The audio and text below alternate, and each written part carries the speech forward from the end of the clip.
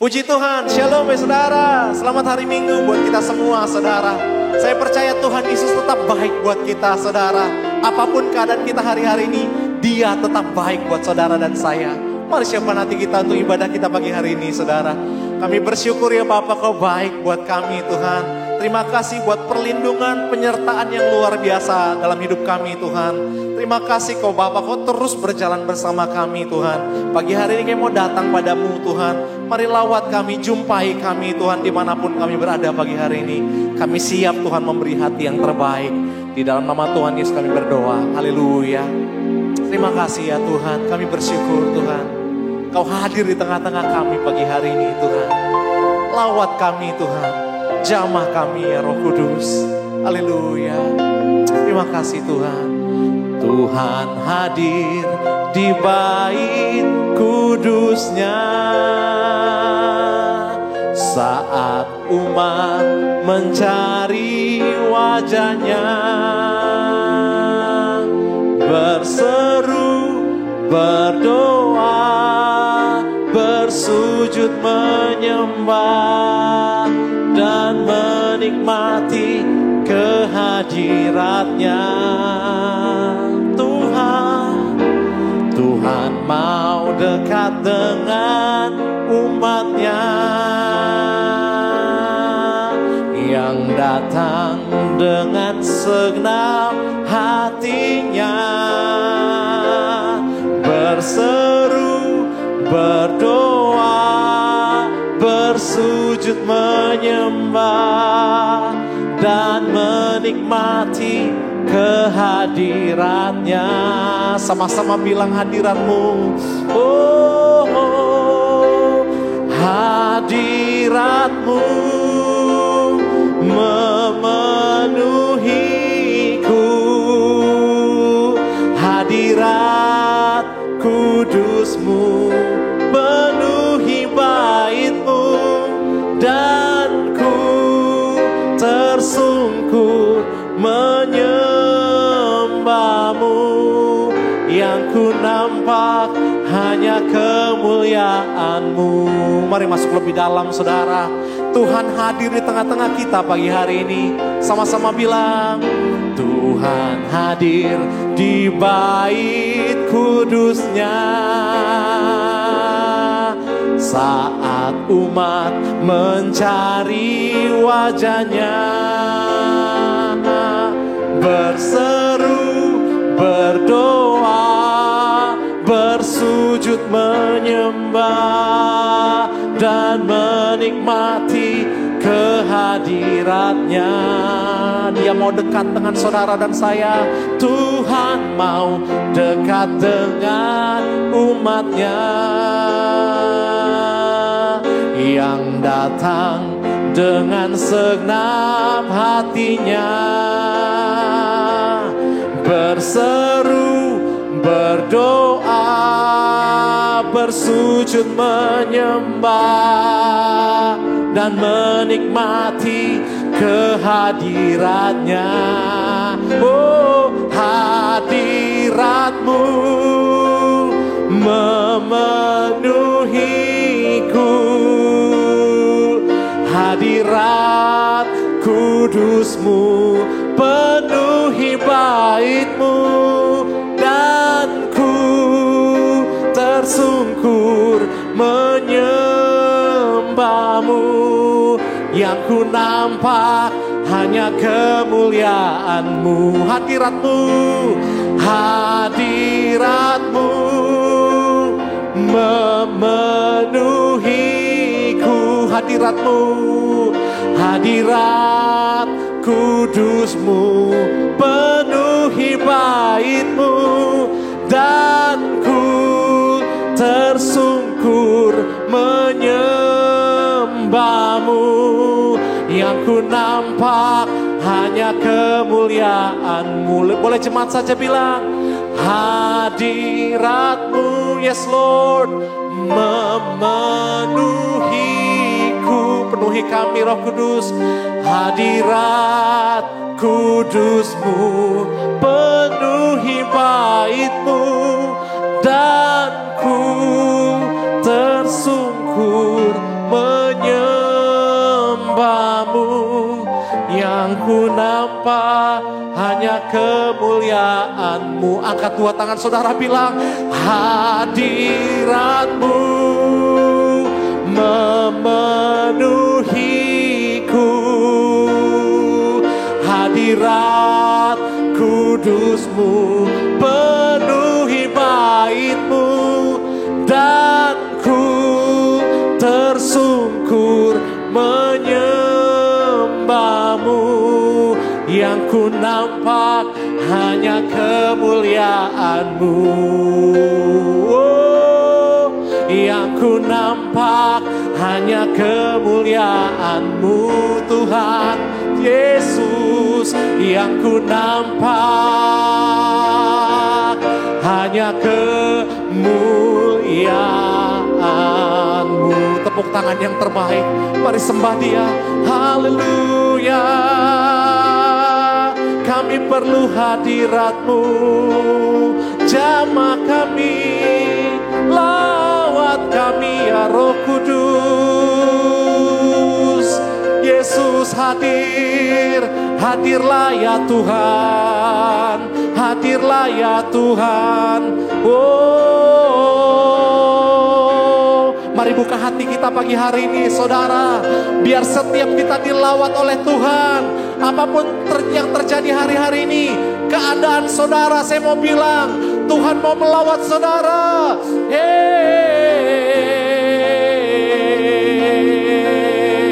Terima kasih Tuhan, kami bersyukur. Hinayara labashe, hinayara labayara basyana, urabata kayara labayara labayara labasyakara labo, hinayara basyandara labasyandara bashe. Haleluya. Ini hidup kami pagi hari ini ya Tuhan. Ini hati kami Tuhan, kami mau persembahkan Tuhan. Oh, Kau tolong setiap kami Tuhan, Kau jamah setiap kami. Haleluya. Terima kasih Tuhan. Kami perlu Kau, kami butuh Kau ya Tuhan. Kami bersyukur. Kirara labasyana labashe, urabasyana labasyana. Terima kasih Roh Kudus. Mari lawat setiap kami pagi hari ini Tuhan. Kami perlu Engkau, kami cinta Engkau Tuhan. Bahwa apapun yang terjadi dalam hidup kami Tuhan, kami tahu semuanya mendatangkan kebaikan buat kami Tuhan. Terima kasih buat pagi hari ini Tuhan. Kami cinta Engkau Roh Kudus, kami cinta Engkau Tuhan Yesus. Terima kasih, mari buka dua tangan saudara. Terima kasih Tuhan. Oh, Dia jamah segenap hidupku, dan beri damai di hatiku.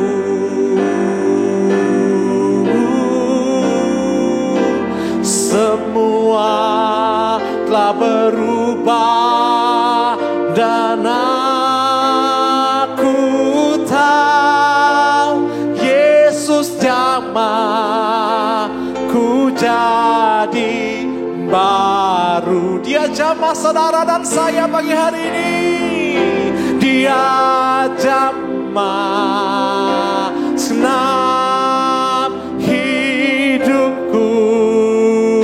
Yes Lord. Dan beri damai di hatiku.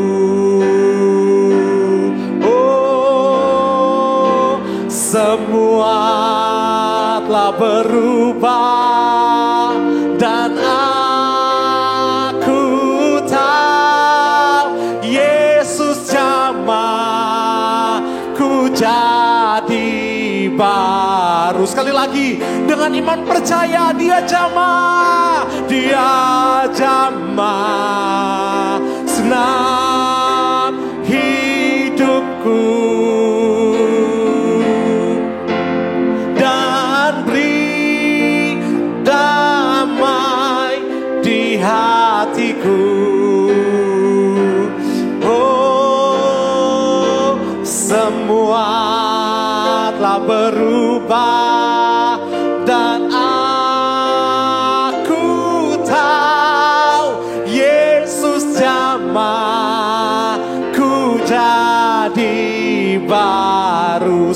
telah berubah saudara.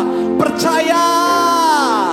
Semua telah berubah dan aku tahu Yesus jamaku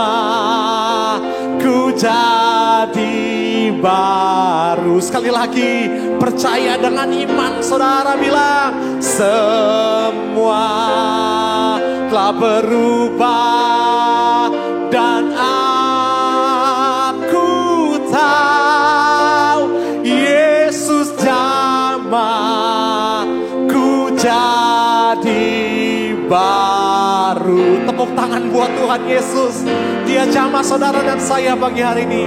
Mari siapkan hati kita untuk mendengarkan firman Tuhan. Saya serah pada hamba-Nya. Bapa, dalam nama Yesus kami bersyukur. Pada pagi ini kami datang ke dalam hadirat Tuhan. Di dalam nama Yesus Kristus. Engkaulah penolong kami, tempat perteduhan kami, keselamatan kami, perlindungan kami. Engkaulah yang mengampuni segala dosa-dosa kami, yang membasuh kami dengan darah-Mu, dan memberikan kepada kami sebuah kehidupan yang baru. Yang lama sudah berlalu, yang baru sudah datang. Kami bersyukur kepadamu Bapa. Tuhan Yesus, Roh Kudus, kami bersyukur kepada Allah Tritunggal, Allah yang Esa, sebelum permulaan zaman, dan sampai selama-lamanya Engkau adalah Allah yang sama. Tiada berubah Engkau, kemuliaan-Mu besar, tiada terhampiri siapapun. Dan pada saat ini kami datang di dalam nama Yesus Kristus. Kami ingin merendahkan diri di hadapan-Mu Bapa. Kami tidak bisa berbuat apa-apa tanpa Engkau. Di dalam segala hal, Engkaulah yang memampukan kami untuk melakukan sesuatu yang berarti, yang baik, yang benar di dalam nama Yesus Kristus. Mari Tuhan, jamah hati kami. Yang takut Tuhan, beri kekuatan baru.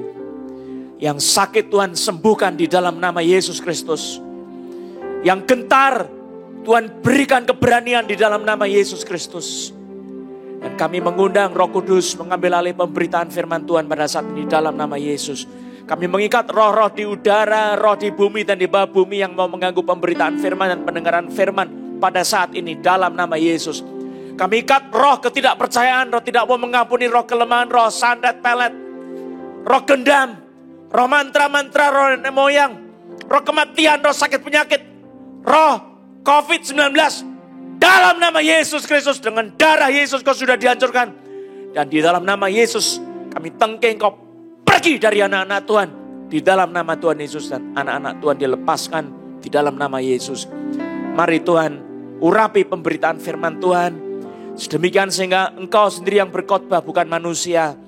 Engkau yang memberikan kebenaran firman, menyingkapkan kebenaran firman dalam hati kami. Berbicara ke dalam roh kami, menanam benih firman itu dalam hati kami. Sehingga terjadi perubahan hidup yang dahsyat oleh nama Yesus Kristus. Nama yang ajaib. Dan kami berdoa Tuhan Yesus, berikan kepada kami pengertian firman-Mu oleh Roh Kudus dengan hati yang haus dan lapar akan Tuhan di dalam hati kami masing-masing. Demi nama Tuhan Yesus. Saudara, Tuhan menyembuhkan ada orang yang rusuknya, otot-otot rusuk sebelah kanan, pinggang ke atas itu. Engkau juga sering sakit, takut, engkau sakit di situnya, nyeri-nyeri di situ. Engkau juga ada sakit di dalam bagian kelamin, saudara. Tuhan menyembuhkan engkau di dalam nama Yesus. Tuhan Yesus yang penuh belas kasihan kepada kita semua di dalam nama Yesus. Saudara, kita ada di dalam hadirat Tuhan, di dalam kuasa dan kasih Tuhan. Haleluya. Mari buka hati saudara, kekuatan kesembuhan dari Tuhan Yesus mengalir di tempat saudara masing-masing, menyembuhkan di dalam nama Yesus. Saudara buka hati, kesembuhan terjadi melalui menjamahnya Tuhan di dalam roh saudara.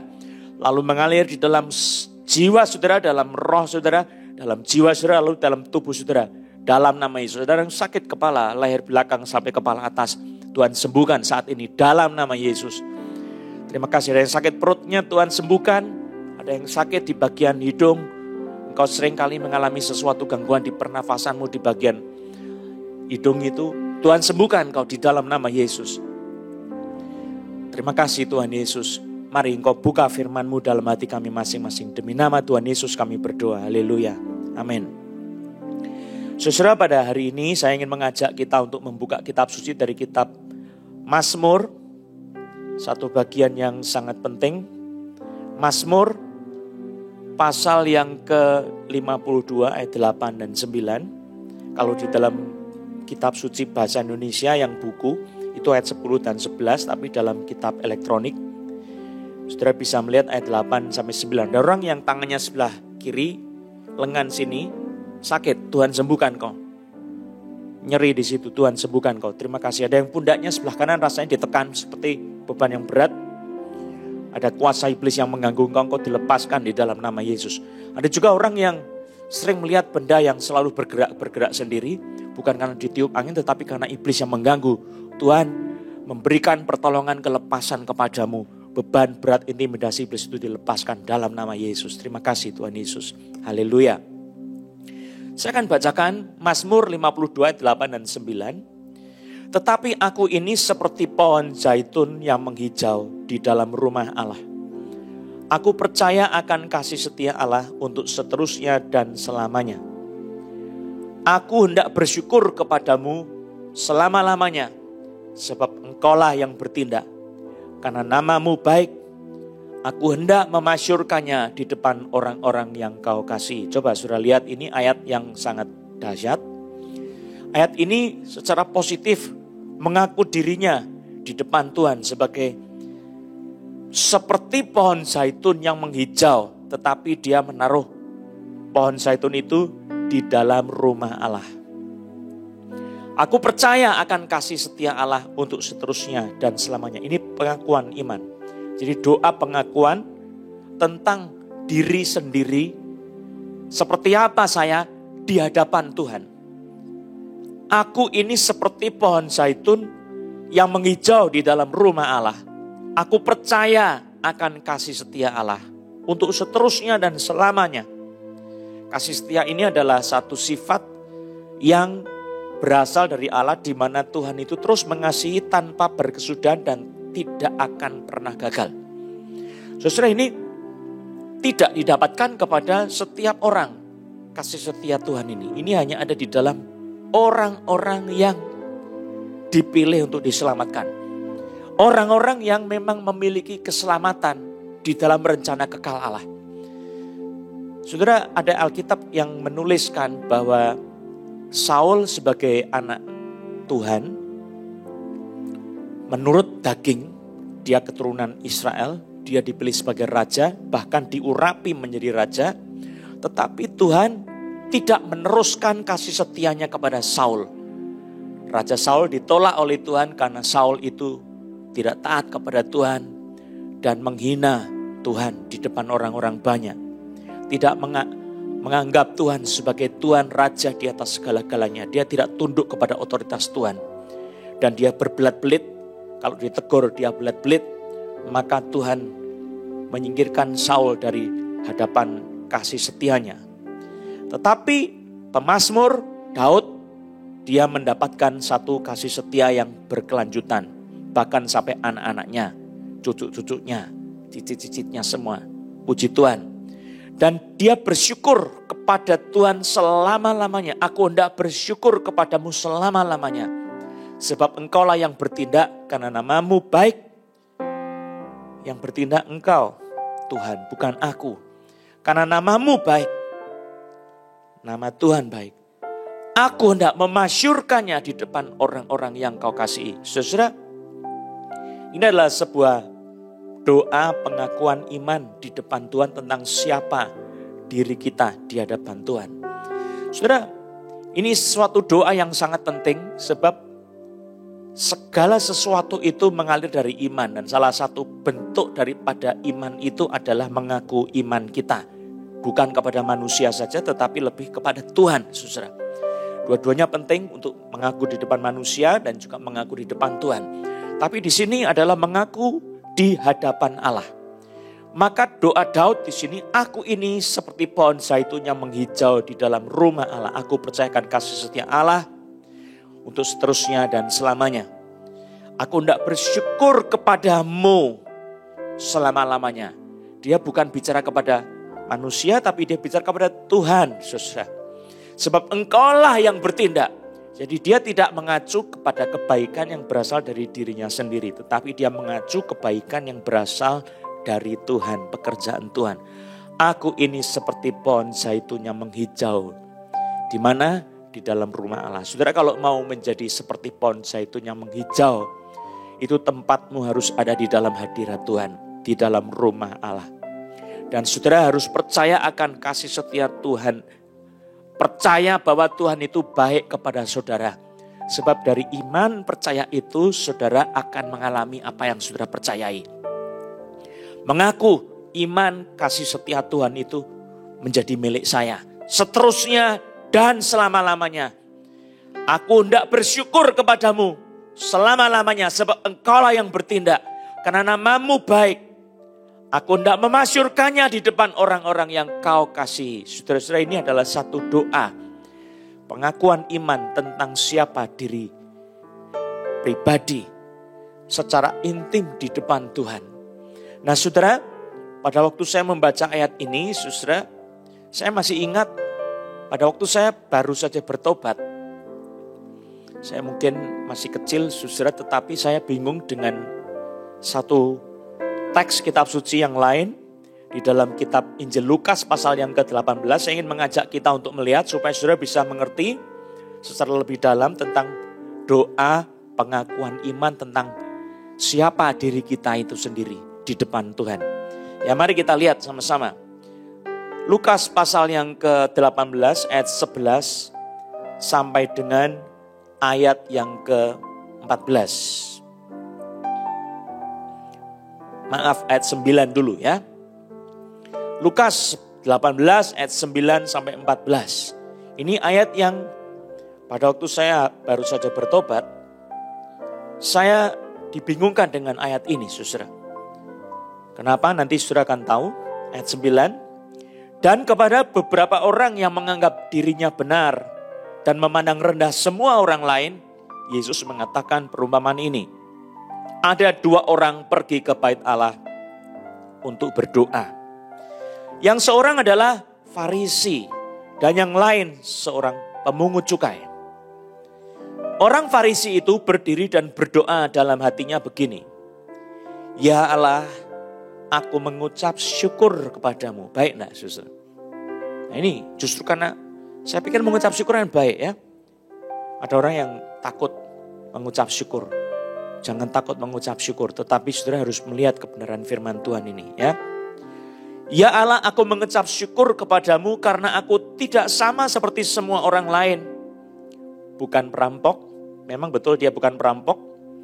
Bukan orang lalim, memang dia bukan orang lalim.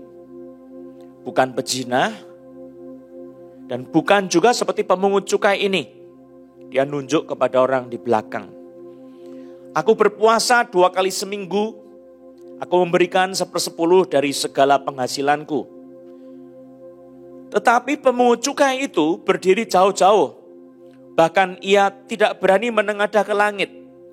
Melainkan ia memukul diri dan berkata, Ya Allah, kasihanilah aku orang berdosa ini.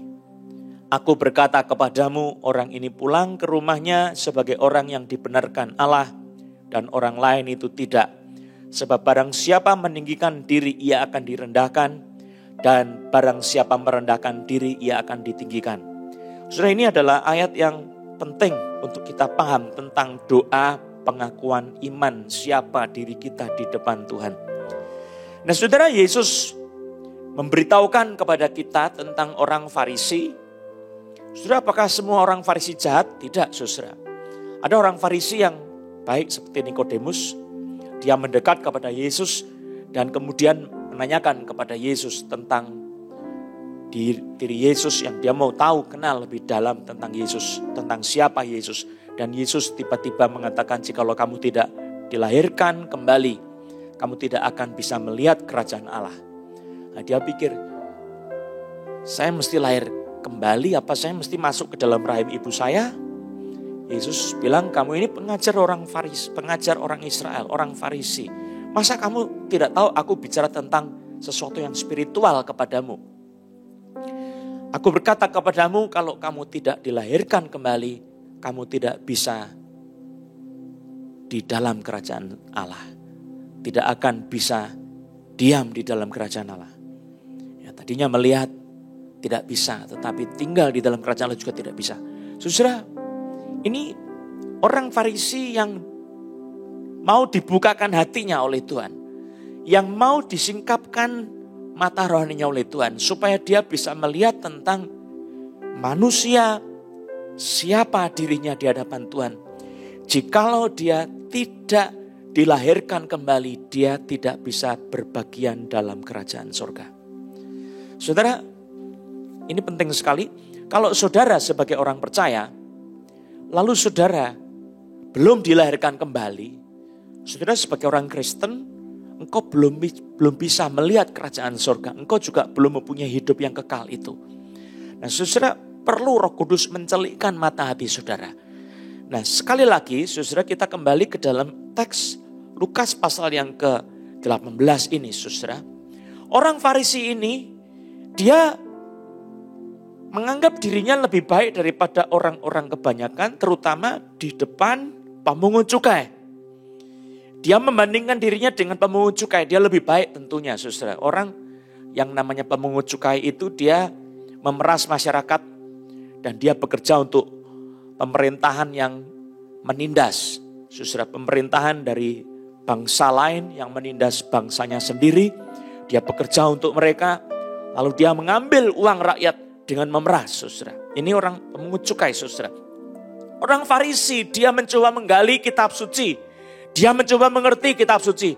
Dan dia mengucap syukur kepada Tuhan, katanya, aku bersyukur, aku mengucap syukur kepadamu, ya Allah. Karena aku tidak sama seperti semua orang lain. Bukan perampok. Memang dia lebih baik daripada perampok. Dia bukan perampok. Bukan orang lalim. Bukan pezina.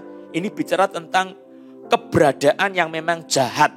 Ya, saya bukan orang jahat. Seperti perampok. Bukan seperti orang lalim yang memang kejam. Keras. Bertindak dengan sembarangan. Menindas orang-orang lain. Saya bukan pezina yang nafsunya meluap-luap kemudian jatuh dalam dosa bertubi-tubi. Tapi dia juga bicara soal pekerjaan yang baik. Aku juga bukan seperti pemungut cukai yang pekerjaannya memang jahat. Lalu dia bicara soal apa yang dia lakukan sebagai kewajiban agamanya. Dia bilang, aku berpuasa 2 kali seminggu. Sudah, bukan berarti orang yang berpuasa 2 kali seminggu itu jahat atau jelek, tidak. Tapi coba lihat terus. Dia menganggap dirinya benar dan menganggap orang lain semua lebih rendah dari dirinya. Aku memberikan 1/10 dari segala penghasilanku. Alkitab sampai Perjanjian Baru masih mengajarkan soal perpuluhan, saudara. Bukan berarti perpuluhan itu tidak ada lagi. Perpuluhan beda dengan persembahan mingguan, beda dengan persembahan pengucapan syukur, beda dengan persembahan yang tiap tahun kita berikan pada awal tahun, persembahkan kepada Tuhan. Saudara, ini adalah orang Farisi yang berdoa mengaku tentang dirinya siapa, tetapi Tuhan berkata, orang ini di hadapan Tuhan tidak dibenarkan. Dikatakan di dalam ayat yang ke-14, aku berkata kepadamu, orang ini pulang ke rumahnya sebagai orang yang tidak, orang lain itu tidak, ya. Orang yang mengaku diri sebagai orang yang benar ini tadi tidak dibenarkan oleh Allah. Ayat 14. Orang Farisi justru yang merendahkan diri, mengaku sebagai orang berdosa. Dia bilang, dia memukul dirinya, tidak berani memandang kepada Tuhan yang di sorga, tidak berani menengadah ke langit. Seperti orang Farisi kalau berdoa seperti ini, saudara. Itu sesuatu yang biasa dari kehidupan orang-orang Israel. Saudara perhatikan, dia memukul dirinya, tidak berani menengadah ke langit. Kemudian dia berkata, ya Allah, kasihanilah aku orang berdosa ini. Cuma gitu saja, saudara. Ya Allah, kasihanilah aku orang berdosa ini. Omongnya apa? Cuma ini saja satu kalimat. Kalau tadi orang Farisi doanya panjang, saudara. Ini orang pemungut cukai. Ya Allah, kasihanilah aku orang berdosa ini. Lalu dia jeda Dia minta belas kasihan Tuhan. Yesus bilang apa? Orang ini pulang ke rumahnya sebagai orang yang dibenarkan Allah. Dan orang lain itu tidak. Sebab barang siapa meninggikan diri, ia akan direndahkan. Dan barang siapa merendahkan diri, ia akan ditinggikan. Saudara, kalau kita bandingkan dengan Mazmur tadi, saudara, mungkin banyak dari kita yang bingung. Lah tadi Daud berkata, aku bersyukur kepadamu ya Allah. Kan aku ini seperti pohon zaitun yang menghijau di dalam rumah Tuhan. Seperti apa ini saudara? Bagaimana kita memahami tentang dua hal yang sepertinya konflik saudara? Yang pertama kita harus tahu saudara, kondisi kita tanpa Tuhan, kita itu semua tidak berdaya dan sudah rusak semuanya. Kalau saudara membaca di dalam kitab suci, Rasul Paulus, dia mengaku keberadaannya di depan Tuhan itu adalah betul-betul malang. Coba lihat, bukan orang malang tapi dia betul-betul melarat, tak punya apa-apa. Ayat di dalam Roma 7 ayat 18. Sebab aku tahu bahwa di dalam aku, yaitu di dalam aku sebagai manusia, tidak ada sesuatu yang baik. Sebab kehendak memang ada di dalam aku, tetapi bukan hal berbuat apa yang baik. Ini dia bicara tentang man in himself. Manusia di dalam dirinya. Saudara kalau mau mengerti kebenaran firman Tuhan, ini adalah kenyataan. Tidak ada manusia dalam dirinya sendiri yang benar-benar baik. Maka pada saat orang yang kaya raya datang kepada Yesus, dia bilang, guru yang baik, apakah yang harus kuperbuat untuk beroleh hidup yang kekal? Yesus bilang, mengapa engkau katakan aku ini baik? Tidak ada seorang pun yang baik selain Allah. Saudara, ini artinya apa? Memang demikian. Man in himself, manusia dalam dirinya sendiri, tidak ada sesuatu yang baik. Dia sudah jatuh dalam dosa, dia sudah rusak secara keseluruhan, dicemari oleh dosa. Saudara, itu sebabnya Paulus berkata, sebab aku tahu bahwa di dalam aku, yaitu di dalam aku sebagai manusia, tidak ada sesuatu yang baik. Sebab kehendak memang ada di dalam aku, tetapi bukan hal berbuat apa yang baik. Nah, saudara, kalau begini bagaimana? Wow, apakah manusia bisa diselamatkan dengan berbuat baik? Saudara, Tuhan melihat kita itu dan menghakimi kita berdasarkan perbuatan. Tetapi saudara, perbuatan itu kan merupakan buah daripada diri kita sendiri saudara. Itu sebabnya tidak ada seorang pun yang dibenarkan di hadapan Allah karena dia melakukan perbuatan baik. Karena bagaimanapun masih mengandung dosa, cacat celah, dan kebusukan dagingnya. Saudara, sekudus-kudusnya manusia tanpa Kristus, semuanya itu adalah di mata Tuhan adalah sebuah kebusukan. Maka seperti Yesaya berkata, segala kesalahan kami itu seperti kain kotor. Kami lenyap seperti daun yang kering yang diterbangkan oleh angin. Nah ini sebagai manusia. Bagaimana kemudian Rasul Paulus mengaku dalam Roma 7 ayat 23 sampai 25. Tetapi di dalam anggota-anggota tubuhku aku melihat hukum lain yang berjuang melawan hukum akal budiku dan membuat aku menjadi tawanan hukum dosa yang ada di dalam anggota-anggota tubuhku. Jadi di dalam diri Rasul Paulus, dia melihat manusia sebagai manusia di depan Tuhan, itu di dalamnya ada sebuah hukum dosa. Siapa yang berbuat dosa, dia diikat oleh dosa dan dia dibelenggu oleh dosa. Dia diperbudak, diperhamba oleh dosa. Supaya dia melakukan dosa sesuai dengan hukum dosa yang memerintahkan supaya taat. Dan di belakang hukum dosa itu ada kuasa kegelapan. Sebab jikalau kita hidup dalam dosa, kita mengikuti penguasa dunia ini. Iblis yang berkuasa di antara orang-orang durhaka. Lalu ayat yang ke-24 dikatakan, aku manusia celaka. Siapakah yang akan melepaskan aku dari tubuh maut ini? Aku manusia celaka. Ini pengakuan tentang siapa dirinya di depan Tuhan. Siapakah yang akan melepaskan aku dari tubuh maut ini? Ayat 25, syukur kepada Allah oleh Yesus Kristus Tuhan kita. Jadi dengan akal budiku aku melayani hukum Allah, tetapi dengan tubuh insaniku aku melayani hukum dosa. Saudara, yang melepaskan kita adalah Tuhan kita Yesus Kristus. Saudara, ini puji Tuhan, sebab ada jalan keluar bagi kita yang bermasalah. Saudara, ini adalah bicara soal bukan masalah saudara dan saya saja, tapi masalah universal. What is the problem of the humankind? The problem of humankind is the human himself, herself. Manusia itu adalah problem itu sendiri. Seperti kata Martin Buber dalam tulisannya, ya. Man is the problem, ya. Manusia itu problemnya. Maka pada saat kita membaca firman Tuhan ini, saudara, kita mengerti penyelamatan itu ada oleh karena Yesus Kristus. Syukur kepada Allah oleh Yesus Kristus. Siapakah yang akan melepaskan aku dari tubuh maut ini? Saudara, orang di dalam dirinya sebagai manusia punya tubuh maut. Aku manusia celaka. Tetapi Yesus Kristus yang melepaskan kita. Dialah jalan, dialah kebenaran, dan dialah kehidupan. Siapapun yang datang kepada Bapa, dia harus melalui Yesus Kristus. Saudara, kalau engkau merasa hidup ini tidak ada harapan, engkau berkata seperti Paulus, aku manusia celaka. Hidupku tidak ada artinya lagi. Aku tidak punya kekuatan lagi. Pandang kepada Yesus. Datanglah kepada Yesus. Percaya kepada Yesus. Dia bisa melepaskan saudara. Saudara, kenyataan manusia di depan hadirat Tuhan tidak ada seorang pun yang benar. Seorang pun tidak. Semua sudah berdosa. Maka pengakuan iman kita itu harus pengakuan yang dicelikkan oleh Roh Kudus. Sehingga manusia itu bisa melihat keberdosaan dirinya. Tanpa dicelikkan Roh Kudus kita tidak akan mengerti saya ini seberapa bobrok. Tidak ngerti. Masih menganggap diri kita itu mampu melakukan kebajikan dengan kekuatan kita sendiri. Masih menganggap saya ini lebih baik dari orang lain. Saya pasti bisa memperoleh hidup kekal oleh usaha saya, kekuatan saya sendiri.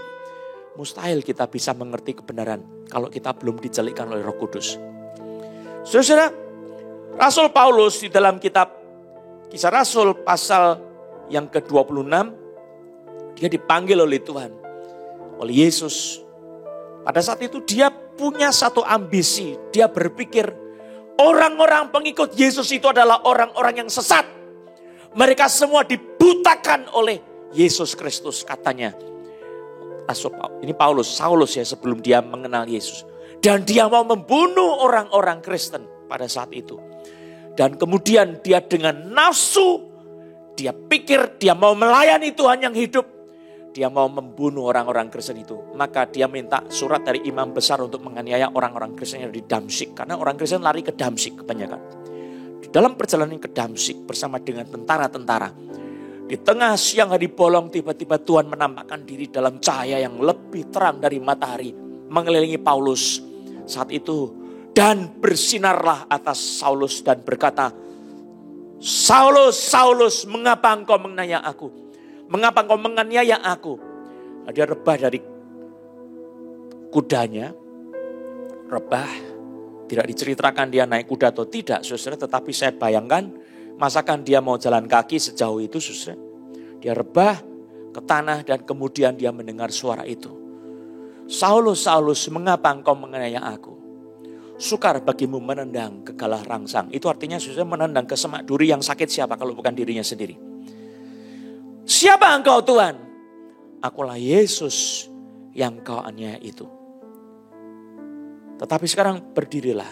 Aku menampakkan diri kepadamu di jalan yang kau lalui. Dan aku mengutus engkau, kata Tuhan, supaya engkau mencelikkan mata orang-orang. Supaya mereka melihat. Ya, supaya mereka berpindah dari gelap kepada terang. Dari kuasa iblis kepada kuasa Allah. Saudara lihat. Dicelikkan dulu mata rohaninya baru bisa melihat.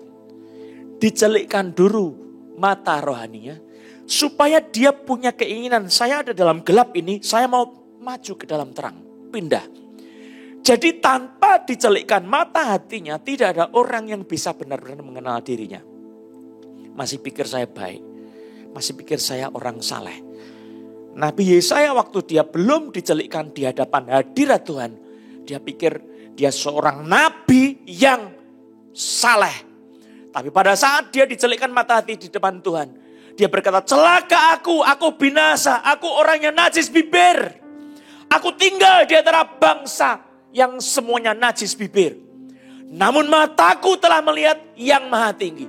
Saudara, dia mengaku keberdosaannya di depan Tuhan karena dicelikkan matanya oleh Roh Kudus.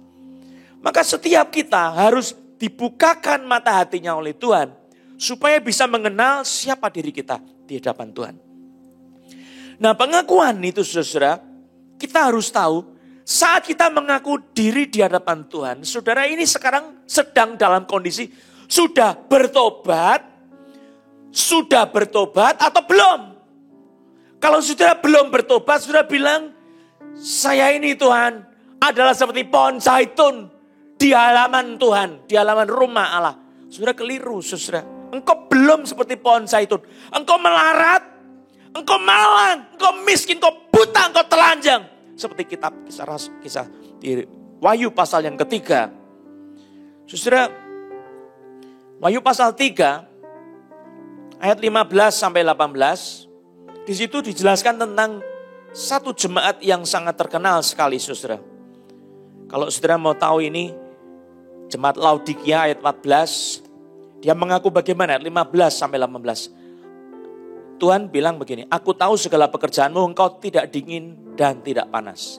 Alangkah baiknya jika engkau dingin atau panas. Ini orang Kristen biasa-biasa, tidak dingin ini dalam arti dia menyegarkan, menyejukkan, tidak panas. Tidak menyala-nyala, bersemangat di dalam Tuhan. Kristen biasa-biasa. Alangkah baiknya jika engkau dingin atau panas. Jadi karena engkau suam-suam kuku dan tidak dingin atau panas, aku akan memuntahkan engkau dari mulutku. Karena engkau berkata, ini coba lihat pengakuannya orang Kristen yang umumnya ini. Aku kaya dan aku telah memperkayakan diriku dan aku tidak kekurangan apa-apa. Dan karena engkau tidak tahu bahwa engkau melarat dan malang, miskin, buta, dan telanjang. Wow, saudara, saya belum pernah ketemu sama pengemis yang melarat, malang, miskin, buta, terus telanjang lagi. Belum pernah. Ini adalah kondisi manusia tanpa pertobatan. Maka kalau saudara mau mengaku iman saudara di depan Tuhan, saudara harus bertobat dulu. Saudara harus hidup dalam pertobatan. Pengakuan iman, saya kaya di dalam nama Yesus. Saya berhasil dalam nama Yesus. Tapi saudara tidak punya pertobatan. Omong kosong, saudara. Oh, saya adalah seorang yang kuat di dalam Tuhan. Kalimatnya itu betul, tetapi apakah saudara betul-betul kuat? Kalau saudara tidak di dalam Tuhan, kau tidak punya kekuatan. Kalau kau belum bertobat, engkau bukan orang yang kuat. Engkau orang yang sangat lemah dan menipu diri sendiri. Karena itu pengakuan iman itu harus disertai dengan pertobatan, saudara. Dikatakan oleh Tuhan Yesus, maka aku menasihatkan engkau ayat 18, supaya engkau membeli daripadaku emas yang telah dimurnikan dalam api agar engkau menjadi kaya. Wong miskin kok disuruh beli emas. Ini beli tetapi cuma-cuma, dibayari oleh Yesus, oleh darah Yesus. Maka aku menasihatkan engkau supaya engkau membeli daripadaku emas yang telah dimurnikan dalam api agar engkau menjadi kaya, dan juga pakaian putih supaya engkau memakainya agar jangan kelihatan ketelanjanganmu yang memalukan, dan lagi minyak untuk melumas matamu supaya engkau dapat melihat. Artinya apa, saudara? Kita sebagai orang percaya dipanggil oleh Tuhan Yesus supaya kita sungguh-sungguh mengenali diri kita pada waktu kita mengaku iman kita di hadapan Tuhan. Kalau saudara belum di dalam Yesus, engkau harus mengaku dosa di depan Tuhan Yesus, di depan Allah yang hidup. Saya orang berdosa. Lalu bilang apa? Kasihanilah aku Tuhan. Seperti pemungut cukai yang mengaku dosa di hadapan Tuhan. Oh ya Allah, aku ini orang berdosa. Saudara mungkin tidak berani memandang kepada Tuhan di sorga. Kau menundukkan diri karena kau malu dengan segala dosa saudara. Engkau menyesal dengan segala dosa-dosa saudara. Tapi disitulah kehancuran hati itu. Tuhan berkata, engkau dibenarkan. Dan Yesus menyambut saudara yang hatinya hancur itu. Dia mengangkat, bangunlah engkau anakku. Aku mengaruniakan kepadamu kerajaan sorga. Maka di dalam Matius pasal 5 ayat yang ketiga, berbahagialah orang yang miskin di dalam roh, karena mereka lah yang mempunyai kerajaan sorga. Karena dijelikan mata hatinya oleh Tuhan, oleh Roh Kudus. Dan kemudian mengaku kemiskinannya di depan Tuhan. Dan berkata, aku tidak punya apa-apa, aku melarat, aku malang, aku miskin, aku hina. Maka Tuhan membenarkan. Saudara, lalu kemudian berduka cita. Tuhan berkata, berbahagialah orang yang berduka cita sebab mereka akan dihibur. Ini duka cita karena dosa, kemelaratan diri kita di depan Tuhan. Lalu kemudian penghiburan roh itu menghasilkan sesuatu sifat hati yang baru. Lemah lembut. Dan Tuhan berkata, berbahagialah orang yang lemah lembut, karena mereka akan memiliki bumi. Saudara, apa yang dikatakan oleh kitab suci ini adalah sesuatu kebenaran yang kita harus pegang teguh. Firman Tuhan berkata di dalam kitab suci, waktu orang sebagai pemungut cukai itu mengaku dosa di depan Tuhan, maka dia pulang ke rumahnya sebagai orang yang dibenarkan Allah. Tetapi orang yang mengaku dirinya hebat baik tidak dibenarkan oleh Tuhan. Lalu kemudian kita kembali lagi kepada persoalan, saudara. Kalau begitu, bagaimana saya bisa mengaku iman saya seperti Daud tadi di dalam kitab Mazmur pasal yang ke-52 tadi. Coba saudara lihat ayat yang ke-8 dan 9. Tetapi aku ini seperti pohon zaitun yang menghijau di dalam rumah Allah. Ini dia harus mengaku di dalam hati yang sudah bertobat. Dan dia sudah menyerahkan seluruh hidupnya kepada Tuhan untuk diperbaharui. Dan dia melihat betapa dia dijamah oleh kuasa di dalam darah Yesus, di dalam kemuliaan Tuhan yang mengasihani dia. Dan dia bisa berkata, aku ini seperti pohon zaitun yang menghijau di dalam rumah Allah. Aku percaya akan kasih setia Allah untuk seterusnya dan selamanya. Aku hendak bersyukur kepadamu selama-lamanya sebab engkaulah yang bertindak. Karena namamu baik, aku hendak memasyurkannya di depan orang-orang yang kau kasih. Saudara, ini adalah satu pengakuan yang sudah dijamah oleh Tuhan. Sudah dibukakan mata hatinya, sudah bertobat. Dan dia mengalami semua kebaikan Tuhan itu. Maka dia bilang, aku ini seperti pohon zaitun yang menghijau di dalam rumah Tuhan. Saudara, pengakuan ini bukan pengakuan kesombongan. Yang miskin, jangan bilang aku ini miskin lagi. Tapi aku kaya di dalam Yesus Kristus. Karena apa? Saudara dirubah, dijamah oleh Tuhan. Yang lemah jangan berkata, aku lemah. Tapi saudara bisa berkata, aku kuat karena Tuhan Yesus, bukan karena saya sendiri. Yang tidak berdaya bisa berkata, aku memiliki kuasa di dalam nama Yesus Kristus. Saudara, itu adalah kehendak Allah. Saudara harus betul mengerti di mana letaknya pengakuan iman kita. Ya, jadi pengakuan iman itu tidak boleh tanpa hati bertobat.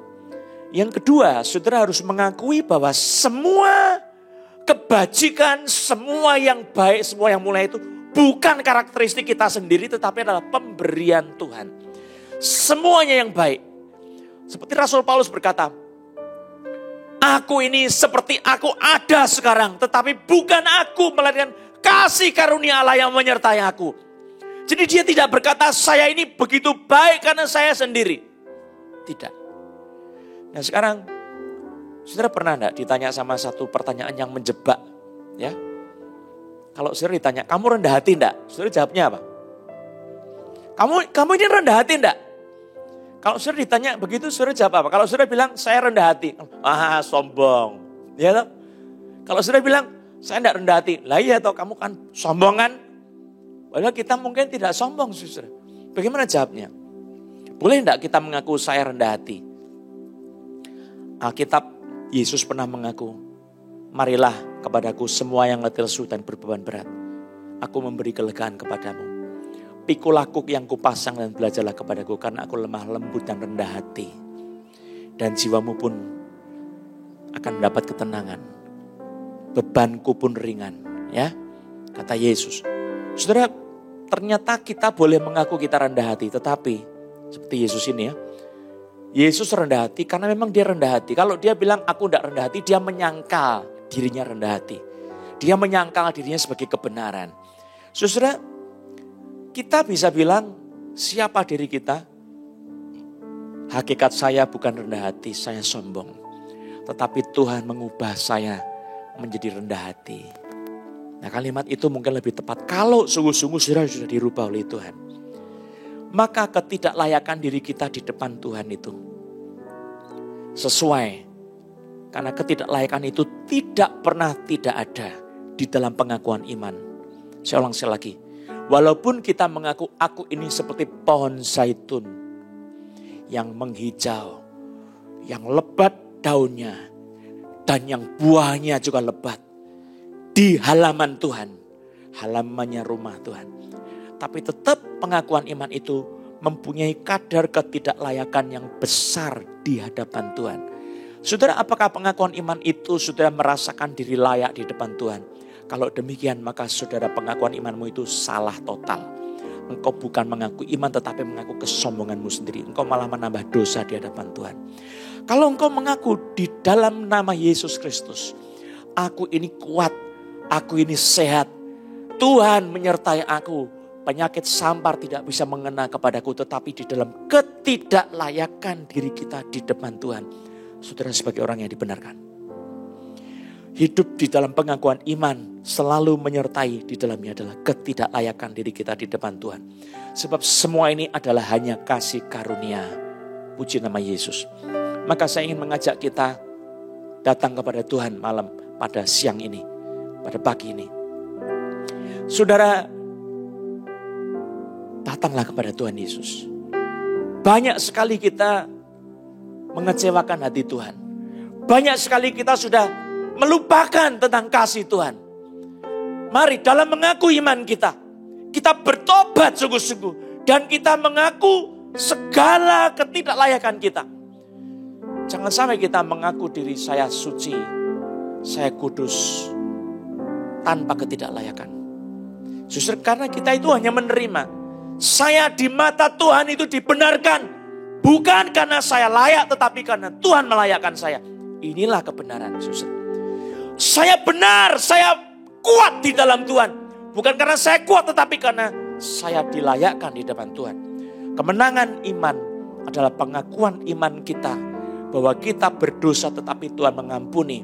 Dan kita diberi berkat, kasih karunia Tuhan, kekuatan, hikmat, segala kuasa yang melampaui akal budi di dalam ketidaklayakan kita, dan kita tetap menyandang ketidaklayakan itu. Kiranya Tuhan memberkati firman-Nya. Amin. Mari kita nyanyikan dengan hati bersungguh-sungguh, tertindih dengan beban berat. Tertindih dengan beban berat, dosa dunia mendera,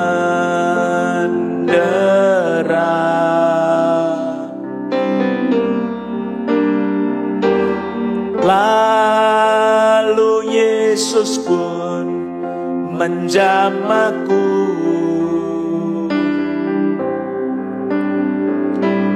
Dia ubah seluruh hidupku. Dia jamah segenap hidupku, dan beri damai di hatiku. Semua telah berubah dan aku tahu Yesus jamah ku jadi baru. Mari berdiri sama-sama nyanyikan dari depan. Tertindih dengan beban berat, dosa dunia mendera,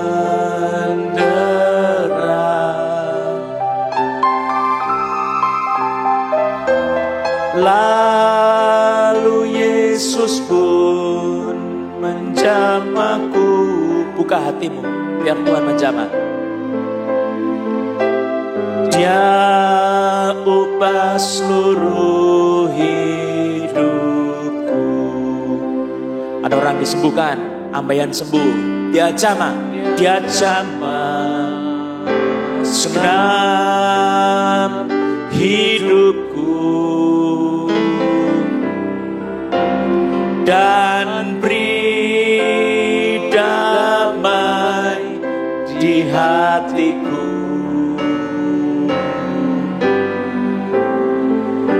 Semua telah berubah dan aku tahu Yesus jamah ku jadi baru.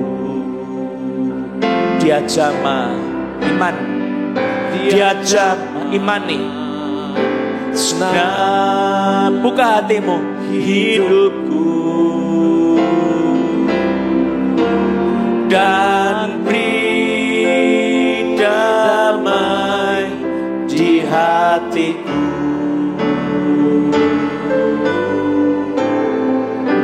Semua telah berubah dan aku tahu Yesus jamah ku jadi baru.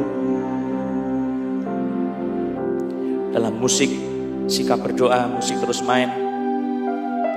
Saudara, Tuhan tidak membuang saudara selama saudara tidak mengeraskan hati dan saudara mengaku dosa saudara apa adanya.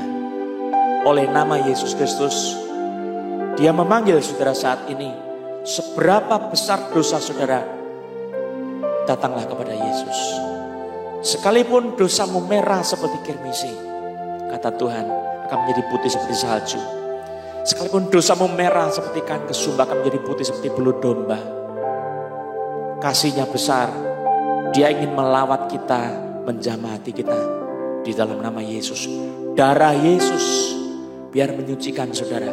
Kalau saudara sudah menyimpan banyak jimat, saudara tahu jimat itu di dalam kitab suci adalah benda kejijikan di mata Tuhan. Walaupun dia bisa memberi kekayaan kepada saudara, tetapi ada tumbalnya. Walaupun dia memberi kesehatan kepada saudara, memberi kecantikan, tapi bisa menghasilkan suatu kutuk dan kecelakaan yang mematikan. Lebih parah daripada segala yang saudara dapatkan. Tidak seimbang, maka datanglah kepada Tuhan. Minta ampun, menyesal di depan Tuhan.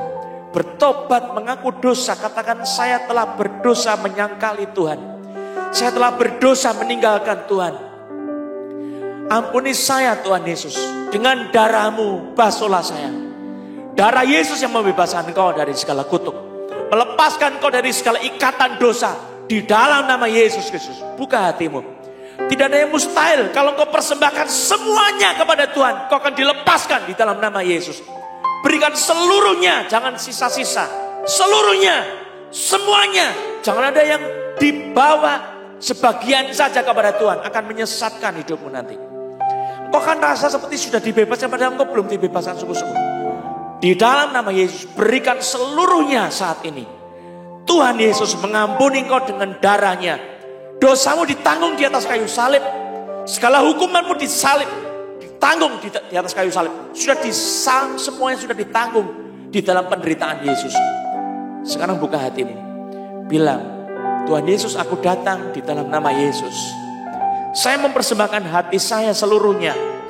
Jimat-jimat yang saya sudah simpan. Kepercayaan kepada kuasa kegelapan Saya mau mengaku dosa di depan Tuhan. Saya orang berdosa yang najis dan kejijikan di mata Tuhan. Ampuni saya Tuhan Yesus. Basuh saya dengan darah-Mu di dalam nama Yesus Kristus. Basuh saya seluruhnya dengan darah-Mu. Saya berikan seluruh hati saya kepada Tuhan Yesus saat ini demi nama Tuhan Yesus. Mari nyanyikan sama-sama. Dia jama, kornya saja. Dengan iman nyanyikan. Dia jama segenap hidupku. Persembahkan hatimu kepada Tuhan. Dan beri damai di hatiku.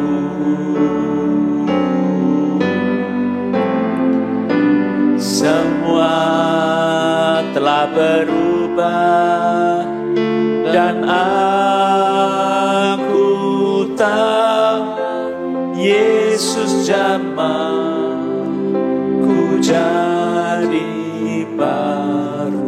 Ada orang yang tangan sini pergelangannya sakit, Tuhan menyembuhkan saudara. Ada orang yang punggungnya sakit, tulang-tulang saudara rasanya seperti mau patah, Tuhan sembuhkan kau. Sakit kepala lenyap di dalam nama Yesus.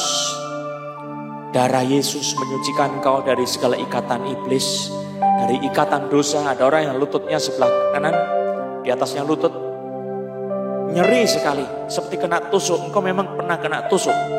Di situ Tuhan lepaskan kesembuhannya, otot-ototmu dipulihkan dalam nama Yesus. Ada orang yang pundaknya, lehernya sakit, engkau mengalami satu penderitaan yang sangat hebat. Tuhan sembuhkan kau dalam nama Yesus. Terima kasih kepada Tuhan. Ada orang yang telapak tangannya sakit, seperti kebas. Tuhan memberikan pertolongan kesembuhan saat ini demi nama Yesus. Terima kasih kepada Tuhan Yesus. Saya akan berdoa buat orang-orang yang mengalami penderitaan sakit. Ada orang punggungnya, pinggangnya sebelah kiri sakit. Tuhan sembuhkan kau. Di dalam nama Yesus. Suruh letakkan tanganmu di tempat yang sakit. Di dalam nama Yesus. Kalau sakitnya banyak tumpang di atas kepala. Di dalam nama Yesus. Aku mengikat roh-roh jahat yang membuat sakit penyakit itu. Roh lumpuh. Roh COVID-19, roh kematian. Roh peradangan-peradangan. Roh nenek moyang. Roh ikatan jimat-jimat. Aku mengikat kau semua di dalam nama Yesus. Roh mantra. Aku ikat semua di dalam nama Yesus. Putus hubungan dari anak-anak Tuhan dalam nama Yesus. Karena aku usir kau keluar dalam nama Yesus. Pergi dalam nama Yesus. Kelepasan terjadi demi nama Yesus. Dengan kuasa nama Yesus kau dibebaskan. Percaya. Sekarang terima kebebasan itu demi nama Tuhan Yesus. Kelepasan terjadi. Kesembuhan terjadi dalam nama Yesus. Bukan saya yang menyembuhkan tapi Tuhan Yesus. Terima kasih Tuhan. Kemenangan menjadi milik kami orang-orang percaya. Kami tidak layak menerimanya tetapi Engkau melayakkan kami di dalam nama Yesus. Haleluya. Terima kasih Tuhan Yesus. Berkati hidup anak-anak Tuhan yang mengaku imannya dengan benar. Tuhan tambahkan kuasa, kekuatan, hikmat, kebenaran seperti yang mereka mengaku imannya itu di dalam nama Yesus. Beri kami hikmat pengertian dalam pengakuan iman, harus ada rasa ketidaklayakan diri di dalam nama Yesus. Dan harus ada iman betul-betul sudah bertobat di dalam nama Yesus Kristus. Terima kasih Bapak. Banyak sekali anak-anak Tuhan pada saat ini yang mengaku imannya belum benar. Mari arahkan hati kami di jalur yang benar itu demi nama Tuhan Yesus. Terima kasih Bapa, di dalam nama Yesus kami berdoa. Amin. Mari kita akhiri ibadah kita berdiri sama-sama, kita nyanyikan terima kasih Yesus.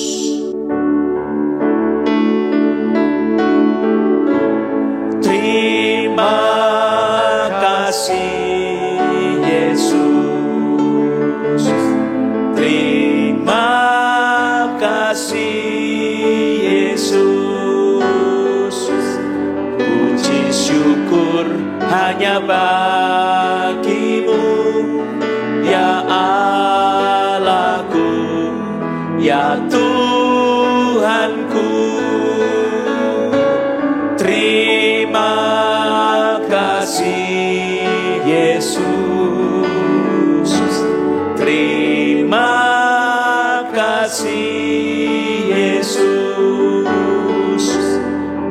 Puji syukur hanya bagimu. Terima kasih Yesus. Puji syukur. Puji syukur hanya bagimu. Terima kasih Yesus. Sekali lagi. Puji syukur hanya bagimu. Terima kasih Yesus. Mari arahkan hatimu kepada Tuhan. Terimalah berkat Tuhan. Kiranya kasih karunia dari Allah Bapa kita, pertolongan dari Tuhan kita Yesus Kristus, serta persekutuan bersama-sama dengan Roh Kudus menyertai kehidupan saudara, memberi kesehatan kepadamu, memberkati keluargamu, anak-anakmu, istrimu, suamimu, orang tuamu hari ini sampai Tuhan datang kembali. Maranatha. Amin. Nyanyikan bersama-sama bagi Dia. Bagi Dia segala pujian, hormat serta syukur kekal selamanya. Bagi Dia segala pujian, hormat serta syukur selama-lamanya. Selama-lamanya. Selama-lamanya. Sekali lagi. Kesembuhan masih terjadi, ada orang yang tangannya sakit, disembuhkan. Selama-lamanya. Puji Tuhan. Dan lengan sakit sebelah kiri Tuhan sembuhkan. Tadi jari-jarinya sakit Tuhan sembuhkan. Haleluya. Tuhan mengasihi saudara. Amin.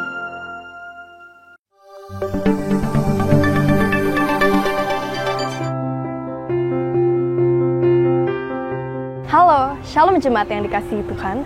Sebuah sukacita kami dapat menyambut saudara yang baru pertama kali hadir dalam ibadah online Cross Harvest Church. Berikut adalah informasi terupdate seputar gereja. Bagi saudara yang ingin didoakan secara khusus untuk kesembuhan dan pergumulan lainnya, saudara dapat menghubungi call center di 08 111 470 600 dan tergabung dalam Mujizat Yesus untuk Dia. Pelayanan doa kesembuhan ilahi akan diadakan secara online setiap hari Selasa pukul 7 malam di YouTube channel Cross Harvest Gading Serpong atau Facebook Johannes Lilik Susanto Gospel Harvest Ministries International. Hai sahabat muda, mari bergabung dalam online youth service setiap hari Sabtu pukul 7 malam. Untuk informasi ID Zoom, kalian dapat menghubungi hotline gereja berikut ini.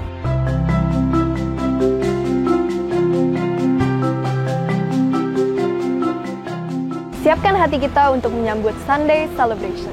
Ibadah online akan diadakan setiap hari Minggu pukul 9.30 pagi.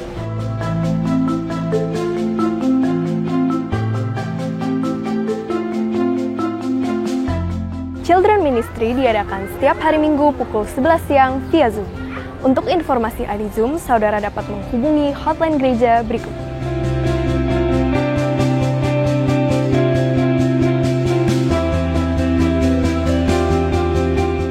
Bersyukur untuk setiap berkat dan penyertaan Tuhan. Bagi saudara yang ingin memberikan persembahan, persepuluhan, ucapan syukur, atau untuk pelayanan misi, saudara bisa transfer ke rekening gereja di bawah ini.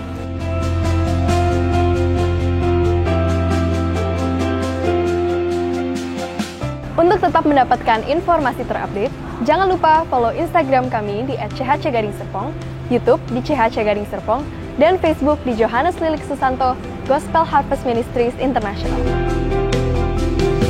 Hati yang gembira membuat muka berseri-seri, tetapi kepedihan hati mematahkan semangat. Demikian informasi yang dapat saya sampaikan. Saya Jenis Andreas, pamit undur diri. Happy Sunday, Tuhan Yesus memberkati.